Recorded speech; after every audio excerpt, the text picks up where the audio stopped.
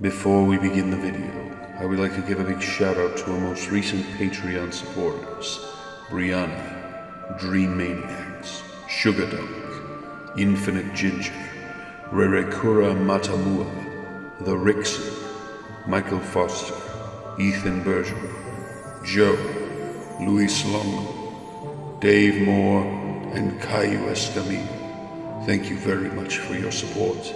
And if you wish to support us on Patreon, feel free to click the link below in the description to find out more. I'll see you there.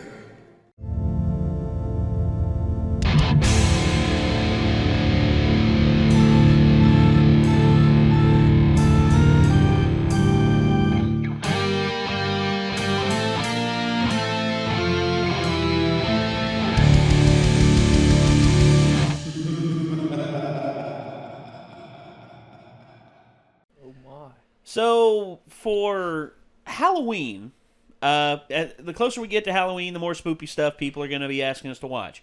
Guys, if you want us to watch scary stuff, please send it to us on our Discord so that we can see it there. And also, you can submit stuff to us via the YouTube comment section, which will be a lot harder for us to see because there's going to be a lot of comments down there. And as much as, I receive all of them here on my phone, it'll be a lot easier to decipher who and what and where will be decided upon what we react to. Our Discord will probably be the best place for that. However, that being said, the one that was recommended to us on our Discord, we've actually seen already. It was Scary True Snapchat Stories, which... Would be kind of scary. Which we actually watched the first two. If there's another one, we'll probably try and watch it. However, these we're going to watch actually two in this one.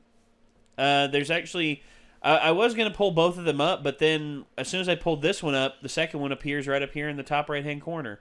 So, Trick or Treat Stories Animated and Sleepover Stories Animated by Llama Arts, with the audio originally by Mr. Nightmare, I believe. Llama Arts? Yeah. This ain't got anything to do with, llamas with hats. No. Oh, I wish, that would though. be awesome. That would be hilarious.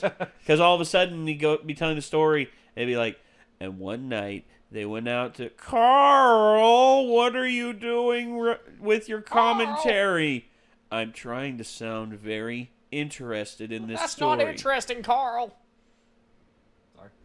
I like llamas with hats. I'm not going to lie. I just wanted to drink their blood. Carl, that's evil. That kills people, Carl. Sorry. But, yeah. So, Trick or Treat Stories Animated and Sleepover Stories Animated. We're going to be watching these two. So, let's just go ahead and get the ball rolling. Trick or treat. Trick or treat. Give me something good to eat, or else I'll cut off both your feet. What? Say again? I just wanted you to smell my What was that last part? All of a sudden, the old lady's just like, what was that last part? Why did you have to cut off their feet, Carl? Trick or bear? Trick or bear? Trick or bear. It was Halloween night of 2007, freshman year in high school, and I was with my friends, Ivan, Ryan, and Jesse. We were all dressed as the Super Mario characters. I was Luigi since I was the second tallest. Ivan was Mario since he's short and buff. Not that Mario was buff. Jesse was Waluigi because he's freakishly tall and skinny, and Ryan was Wario because he's just really fat. Hey. So they were the perfect group costumes for us. We live in a very non-congested suburban neighborhood with a decent amount of space in between houses. On Halloween, that's the worst thing ever. Less bang for your buck. We were trick-or-treating for hours, way past dark, and eventually came the time when most trick-or-treaters were heading home. My feet started to hurt, and I had to constantly switch arms for holding the now 10-pound pillow sack of candy, but we planned on going until our bags were completely full. A lot of the houses by now weren't answering anymore. It was probably past their cutoff time for giving candy to trick-or-treaters. Approaching our next house, we saw a purple bucket on the stoop, which was the best feeling ever. I was the one to get close enough to realize it was empty, which was the worst feeling ever. I turned around when I heard a knock at the window of the house. We all looked at the window. couldn't see anyone, but heard someone call out, "Wait." The door opened, and an older man, late 40s, already balding, stepped outside. He told us to come inside so he can get us some more candy. I said we could just wait out here. He responded saying something along the lines of, "Nonsense, come on in, we'll get you your candy." Ivan stepped in and said, "It's alright. Come on, Dan, let's go." I told the guy to take care and apologized. He just stood there watching as we walked off, not saying anything. I felt bad, but at the same time, that guy seemed like a creeper, and I figured I just dodged a bullet not going in there. If the story ended there, it wouldn't be scary, so of course, it didn't end there.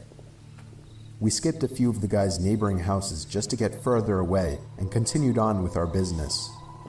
We were walking down close to the nature preserve now, so there weren't many houses around us. At this point, we were now walking back closer to Jesse's house. I noticed Ryan had stopped walking, and I turned around to see what's up.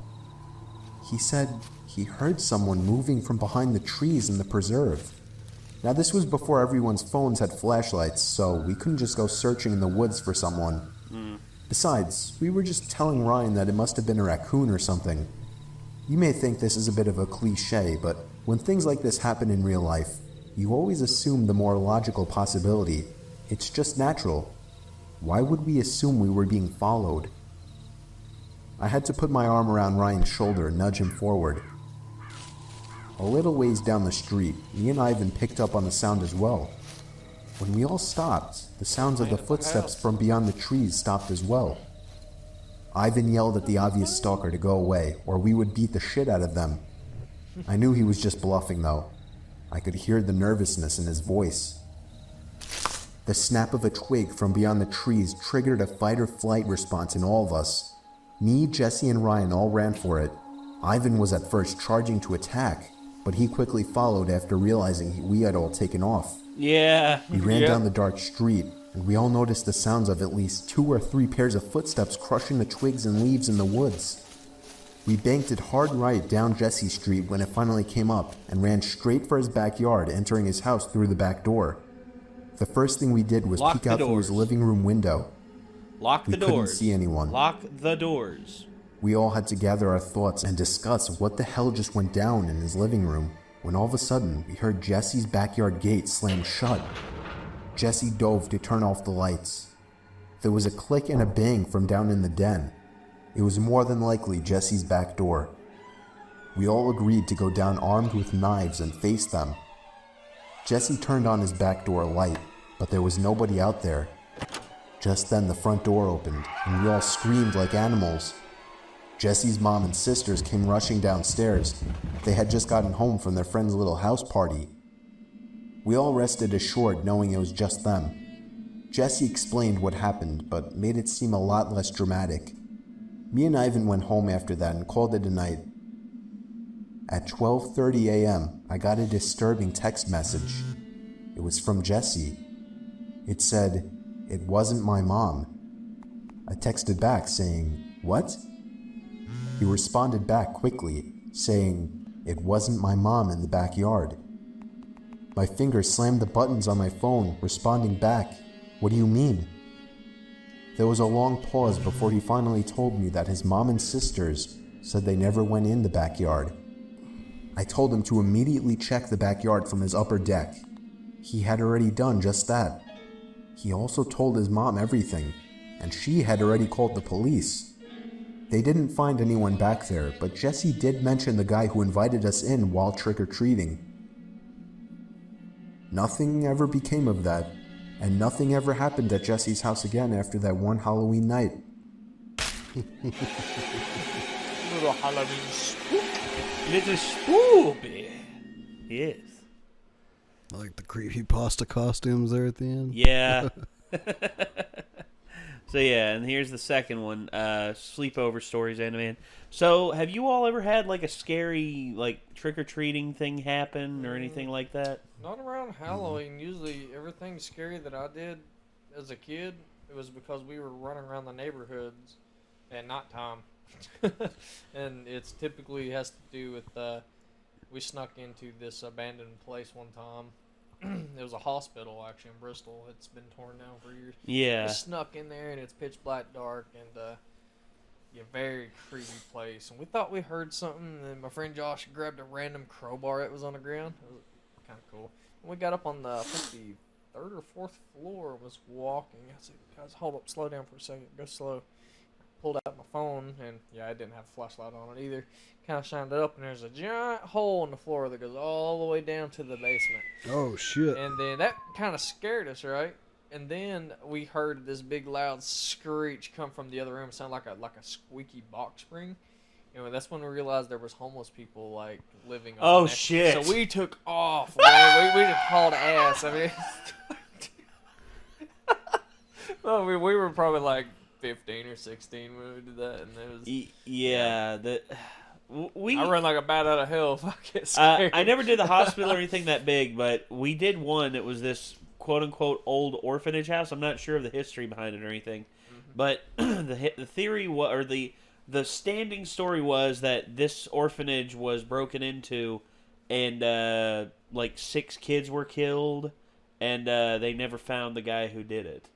And that was the story. I'm not sure of the validity of it or anything, but as a kid, you eat that shit up because your imagination runs wild and you sort of want to believe it. Yeah, well, I still enjoy that today. I mean, even as an adult, I love going to haunted houses. I love going to spooky places and places you're not supposed to be.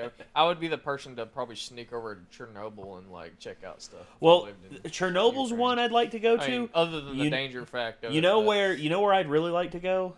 The Aokigahara Forest. Oh, is it? I mean, I'm taking it that's in Japan. Yes. Right? Okay.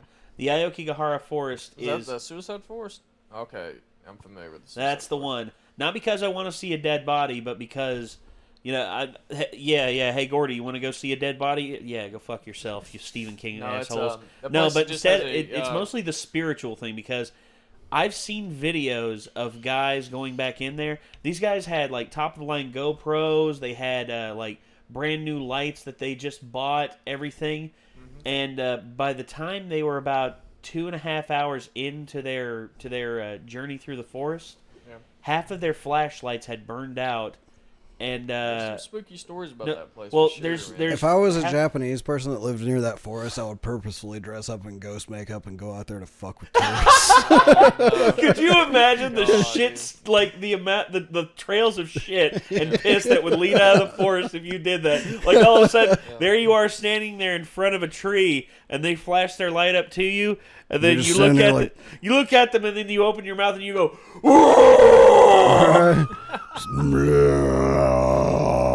and they're just like, oh! Get shot by a cop or something. No. They'd be like the deer on Castle Crashers, just back out of the propelled forest. by the shit. Yeah. I'd love that. I could see that. Because if it's in Japan and they're tourists, they're not going to have guns, so you don't have to worry about getting shot at. No. Tourism, Japan's a very, like, controlled government. See, around here, if you tried something like that, like on a prank, you'd get shot at by some redneck. Yes, absolutely. But from their back porch. But those guys, when they went on that, like, half of their GoPros also, like, the footage got corrupted, or didn't get corrupted, but, like, for some reason, the footage after certain points stopped. And the only thing they caught was like audio, and then on certain cameras the audio went out. It was really weird, and I'm just like, holy shit, what the hell's going on? in that I forest? watched a couple tours down there and stuff. And now they said it's highly frowned upon to go in there for like tourism and stuff like that. But they do allow groups that go in there for suicide prevention and stuff like that. Yeah. They said just random tourists going in there, they don't really like that. The parking for like the entrance for it is not very big. So, like, most of the time when you have to drive that far, you can hike from a long-ass ways around to it. Yes. But the parking for that, I've heard it's not very big. From I can I haven't researched it in years, though. You see, I can especially understand after the whole Logan Paul fiasco. Thanks a lot, Logan. Way to ruin it for all of us. Yep. But me, personally, the only reason I'd go there is because of the spiritual aspect. That I wouldn't be. I would go to the forest where Miyazaki based Princess Mononoke off of. Oh yeah, that's a real place too. That's that one. The paintings from that are spitting image. Yeah, exactly that forest. Well, I kind of want to go to Alcatraz at some point. Oh, Alcatraz. You can tour those. Yeah, Alcatraz I tour would is... love to go on an Alcatraz tour. That would be spooky. Yeah, let's go on a road trip. Road trip or fly over there to San Francisco or Oakland and go across on the ferry. We have a prison here about 2 hours away. That's a giant prison tour. Had a lot of famous executions. Red happen Onion? there. No, it's Wallens Ridge? nope. It's shut down. It was an old family prison, old style family prison. But yeah, I mean, I'd love to go there. Tours are like $12. I'd love to go there. Oh yeah, I'd like to go there. I bet you during Halloween they probably got night tours, guided haunted tours.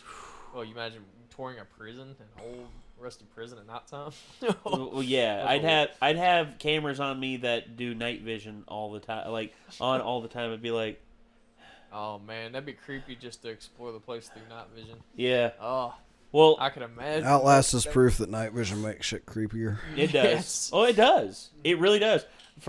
Hell, certain films use night vision very effectively. Silence of the Lambs, for instance. Silence of the Lambs, that final scene where Buffalo Bill puts on the night vision goggles. Yeah. I'm just like, oh boy, because he's like right up on her. He very gently wisps by her hair. Yeah. And it's one of the scariest moments in the entire film. But yeah, Halloween stuff, stuff during like trick or treating, I've never had like anything bad happen.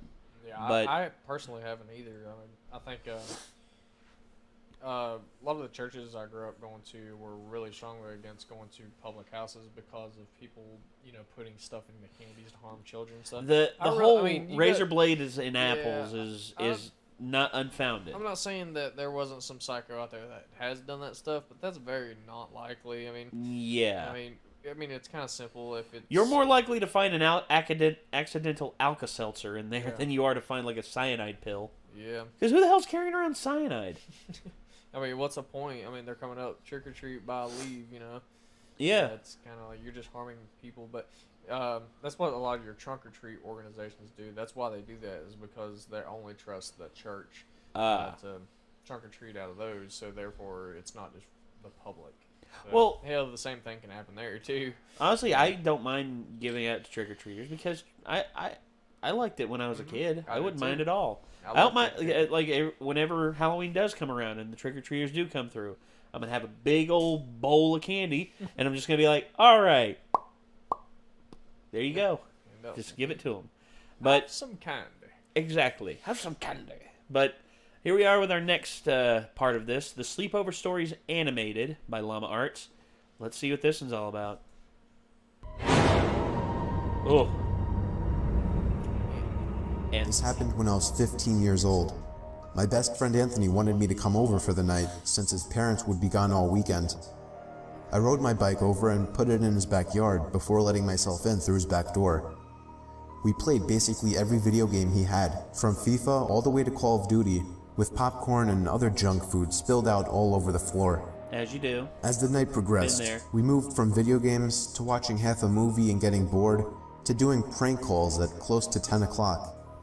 Anthony made a few calls to different pizza places. When it was my turn, I just dialed a few random numbers in hopes to get someone at their house. On, say, my fourth attempt, I finally reached somebody. A guy with a deep and rough voice picked up, answering with a yeah instead of a hello. Anthony's laughing in the background made me stumble with my words mid-sentence, ultimately cracking up into laughter. I had never done a prank call, so I sucked at it. The guy on the other end was silent. I regained a straight face and tried to continue with the call. It went something like this. Sir, would it be alright if I borrowed one of the wheels from your car? What's your name, kid? My name is Bob. Really? You sure it's not Anthony? Colorado. It hit me like a brick. No, it's not. I his looked up house. at Anthony, Never mind. whose face was noticeably full of fear. I hung up the phone, not wanting to be on the line with whoever that was for another second. Anthony, who the hell was that? I asked him. I don't know, he told me. Does your caller ID info display your name or something? No, it shows my dad's name. We hopped on the computer and did some research, trying to figure out how it was possible to get someone's name through their phone number. It didn't make sense how he could get Anthony's name so quickly. He was way too young at the time to be on any of those personal information sharing websites. At that point, I would. We I'd ended call up asking a 911. question on Yahoo Answers, since no one had a similar experience. The question turned up no answers. I suggested he call his dad, but he said he wasn't supposed to have anybody over for the weekend, so he didn't want to call. We planned on sleeping in the living room, so we just resumed watching the movie that we hadn't finished from earlier. Right after the phone call had left my mind, me and Anthony looked at each other when we heard his front storm door opening, and then the doorknob to the front door began to turn. It only was able to turn about halfway before the lock restricted it. Anthony turned off the TV, and I went over to the window to see who it was. I spread the blinds open. There was a tall guy standing outside. I He checked the noticed back blinds door, moving like check and all the turned to look at windows me. and. I practically threw the blinds back into place. Me and Anthony hid in the kitchen, listening for any more noises. We heard the sound of the gate to the backyard opening, as it was right outside the kitchen window. "God damn it," I said.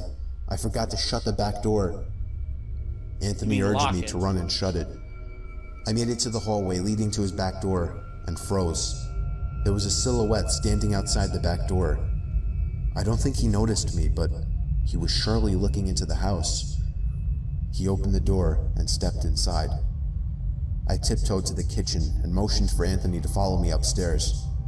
We made it to his room as quietly as possible, pulling the door shut to avoid making any noise. We crawled under his bed. He had cloth covering the bottom of his bed, so you couldn't see anything under it unless you actually moved the cloth. The doors downstairs all opened, each one getting closer to the stairs. Thumps finally began up the stairs, and he was right outside the door now. The door to the room opened. I could hear Anthony's breathing. It was too loud. Footsteps moved over to the closet, and then the closet opened. I could hear the coat hangers being slid around as the fabric of the jackets and coats rubbed against each other. Footsteps moved over to the bed and stopped. I felt like my heart was about to explode out of my chest. Anthony's breathing was too loud. I had to cover his mouth with my hand. Nothing but silence in the room now. We laid still for so long, I almost thought he wasn't even in the room anymore. I moved my hand away from Anthony's mouth and whispered in his ear, "You think we can make a run for it?" He was about to answer when the most disturbing, memory-haunting scream I'd ever heard filled my ears as Anthony was seemingly dragged out from under the bed. I crawled out and saw him struggling with the man. I desperately looked around for anything to use as a weapon. I settled with the screwdriver sitting on his nightstand. I hurried over to the man and drove the screwdriver into his back. He let go of Anthony as he let out a scream of agony, giving us time to get the hell out of the house. Running onto the road would give away our position too easily. It would take too long to make it to his neighbor's house. We dove for the tree line in the woods and took cover behind a bush, watching the house. The back door opened as the man stepped outside, looking around the backyard. He then looked out to the woods. I felt his eyes pass me as he scanned through the tree line. It seemed that it was too dark for him to see us. Then, he turned his head back in our direction. I ducked behind the bush. "Joe, he's coming." "What?" "Dude, get up, we gotta run." He was right. The man was approaching us fast. How could he have seen us? We ran through the woods with the leaves crunching under us, giving away our position. When Anthony tripped over something, I crouched down with him, hoping we had run far enough. Not even 20 seconds later, oncoming footsteps from the direction we were running from came fast. They slowed down only 2 trees away from us as we lay face down in the leaves. Should've hit the road. Moments later, the footsteps take off in another direction. We waited until we could no longer hear them and took off back in the direction of the house. While running, over the sound of leaves crushing and my heavy breathing, I could swear I heard leaves crushing from behind us. We made it back to his backyard, into his house, and this time remembering to shut the back door. And lock it. We were now able to call the police. Anthony stayed on the line with them, while I patrolled the back windows, making sure nobody was out there. It was so dark, though, I couldn't see anything. So I did something that seems stupid today.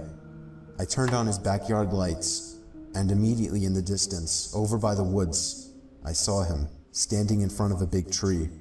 He turned off back into the woods and disappeared out of sight. That was the last time me or Anthony ever saw him. I would be lying if I told you we heard the occasional knocks at our windows or something cliche. No, that was it. 5 years have passed and nothing has happened. Do I wonder if it was somehow linked to the prank call? Maybe. Does it make sense? Not really. But yeah, this was the story of how me and my still best friend Anthony almost died during a break-in.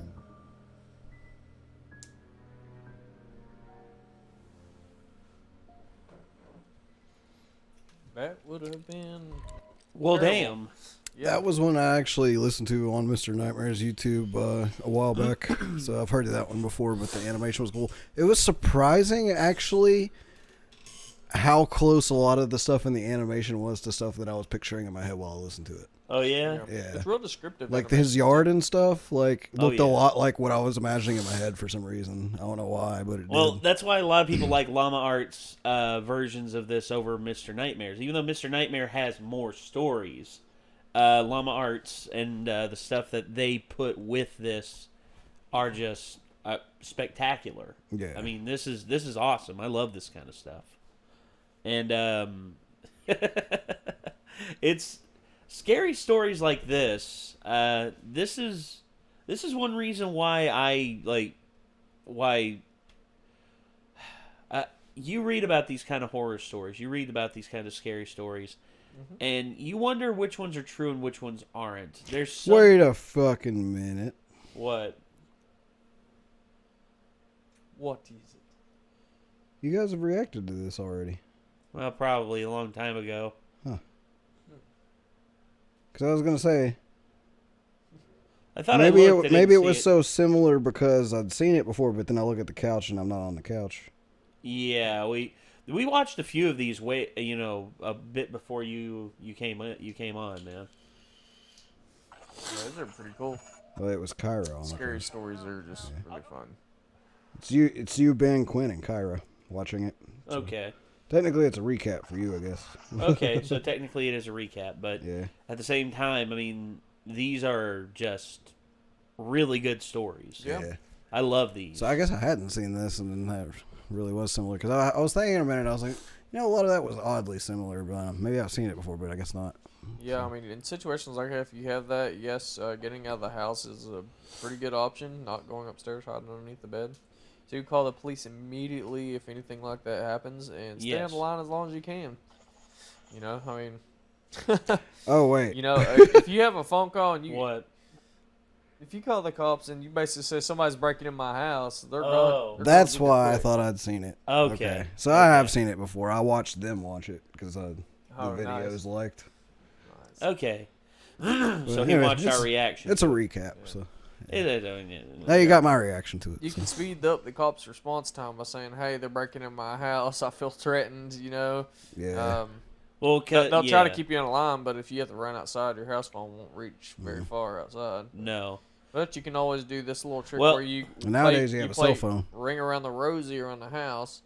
I didn't know what year that was. They said Yahoo Answers on there, so I was assuming it's Yeah. early cell phone days. And if they were younger, they probably couldn't afford one. No. Oh, dude, no. if somebody breaks into my house through a certain door and I know they're coming in a certain door, I'm going out the other door while calling the police on my cell phone and running and ringing all of my neighbors' doorbells and knocking on all my neighbors' doors. I'm And going to they get pick go out somebody else up to underneath the help. street light in the street. That's very bright and open. They don't like that. They like They like you the know, shadows. they like to not be exposed, and you know, they don't want witnesses on if they're gonna do anything like that. Oh no. That's why most your thieves typically steal in broad daylight because it's kind of like obvious and then nonchalant. But if it's going for anything big, like stealing, something major, they'll pretty much try to hide it. Yeah. Especially if you're gonna try to kill somebody or something like that. Yeah. I don't know if they were trying to kill. He was trying to kill that kid. I think he was trying to kidnap him.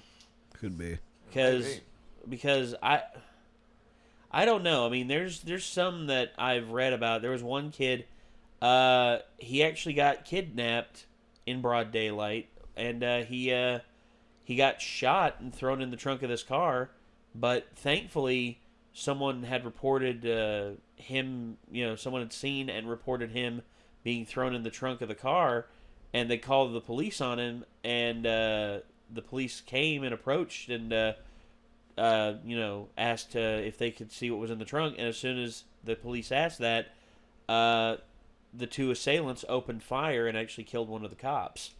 And then, thankfully, though, the other cop took both of the suspects down and got the guy out of the trunk, and he got to the hospital and was able to get treated, but he was almost kidnapped, just like that. It would have been done for him. Oh, yeah. Yeah, there's actually stories of a lot of kids getting kidnapped in broad daylight. There was one. Well, that's the thing. They try to do it in broad daylight because everybody's kind of out and about, minding their own business. When you're out at nighttime, there's not much people out. It's kind of easy to kind of spot. Yeah, the one I saw that just blew me away as to how it all tried to happen.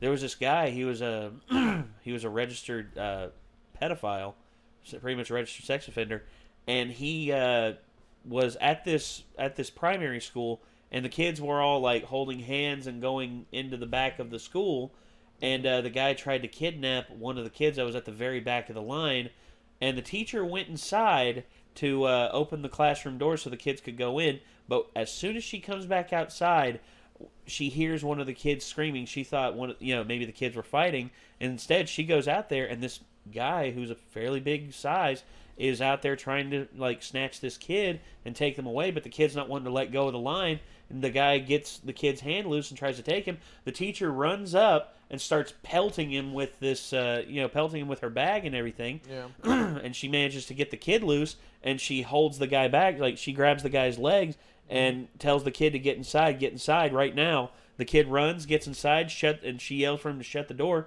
He shuts the door, and as soon as he shuts the door, the pedophile sees that all hope is lost, and he just gets loose from the teacher, tries to start running away, and she chases after this guy, and I'm just like, damn. She's going mama bear on that, Yeah, well, their protective instinct come in. It's like, Oh yeah. Well, teachers that are like that, teachers that are passionate like that, man. I mean, they believe in that. They want to save. They want to help these kids. Oh yeah. Well, she helped all right. I mean, I'll go out of my way for justice on something like that. I would too. I would too. I mean, I'd choke a fool out for trying that shit. Oh yeah, absolutely. I mean, you see, I hate that I imagine these things, but I always run through every scenario in my head. That includes all the bad ones. Yeah. And I can see you. I have him in a rear naked choke, and I'm like, 911? Yeah, I've got somebody. Quit struggling. It's never been like that. But there's been occasions where I've been in certain brawls with family members, and one of the first times I got them in a rear naked choke, like I went back into my wrestling days, put their head down, spun around, got their back, put their arm up like this so they couldn't get anything, wrapped my legs around, put my arm under and up like this, and then sink my elbow in and just start wrenching up. And it's easy to kind of maintain somebody like that without hurting them too. Well, yeah, I didn't want to hurt him. Having weapons. I didn't want to hurt him, but he was trying everything he could to rip my head off. Yeah. And then the second time that we got into it, he tried to hit me in the back of the head. He swings as I'm trying to protect somebody, and he pops me right back here. And as soon as he does that, I push him back. I turn around, push him right back, and then he goes out into the hallway to grab something. He grabs like a I think it was like a stick or something, a decorative stick from one of the things in the house, and he swings it at me. I grab his hand as he swings it, and it hits me on the shoulder right here. Nothing bad, but I get it out of his hand, and then I grab his arm, and I turn over, and I throw his ass on the ground, and I get him so bad with that, I cracked 3 of his ribs. Oh, no. Because not only did I throw him, I landed my big ass on top of him. So, and when Slammed down on him. Oh yeah. Oh, I went full on like hardcore throwdown with him, and then I got him good, and he was on the ground, and he was like, "I think I'm having a heart attack." Oh God! And I'm just like, he's just like, and I'm just like, someone call the fucking ambulance. Someone call the fucking ambulance. Come out here and get this dumbass. And they took him to the hospital. They did an X-ray, 3 cracked ribs. You know, it'll probably hurt for you to breathe for a little bit. We're going to give you some painkillers.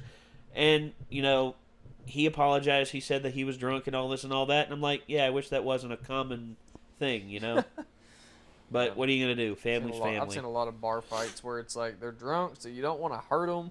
But you just need to hold them down, maintain them, and get them out of there, you know? Yeah, exactly. Because if you don't want to cause a ruckus, if you're wanting to be like the guy handling this, then you need to get him out the door. Yeah, get him out the door, and then you make sure he can't come back in, and there you go. That's it. That's all you got to do. But yeah, I see it in so many movies where they hesitate and wait to call the cops, and then it's like too late. They don't have the chance anymore. It's like, man, you need to call the cops quick. Yeah, I mean, as long as you're not doing anything illegal that's causing you to have to call the cops, you know. That's yeah, people are so scared to call the cops and stuff. Oh, we can't go to the police. They can't be. I'm like, yeah, somebody's threatening your life. Okay. Or, Police can't be police can't be trusted versus a Okay. man breaking into your house who's going to go do God knows what to you. Trust so him. you got a choice: call the cops where they could accidentally shoot you if things get confusing, or 2, this guy's going to fuck you in the ass. What's it going to be? Yeah. What's it going to be? You got 10 seconds to choose here, man. What's it going to be? Yep. As long as you're cool and not doing anything wrong, they'll make sure to, you know, they'll get somebody to your house real quick. I mean, Oh hell. yeah, yeah. Plus, hell, just the blue lights. You actually, most of the time they don't even put their lights on when they arrive at certain places. Nope. Nope, they won't do that. It's just like the El Camino movie. Gotta love that response time. Yeah, when the whole city was going by them, I was like, holy crap. that's a Yeah, lot. exactly. They know where you're at. SWAT team and everything else. Oh yeah. Good shit. Good shit. But yeah, these were good stories, and I'm glad y'all were able to share in them with me, and I hope that you all enjoyed. I hope that this whole thing has been eye opening and spine tingling for you. And if there's any others out there you want us to watch, I mean, feel free to let us know. I mean, I'm always open for it. Always open for it. So yeah, until next time, everybody. If you want to see the original videos, links are in the description down below. And if you want to see more from us, feel free to hit that subscribe button, ring that bell. Be sure to leave a like on the video. It helps us out a lot. And until next time, signing off, I'm Nate. I'm Nick. And I'm Jacob. And we will see you all on the next one. Peace out.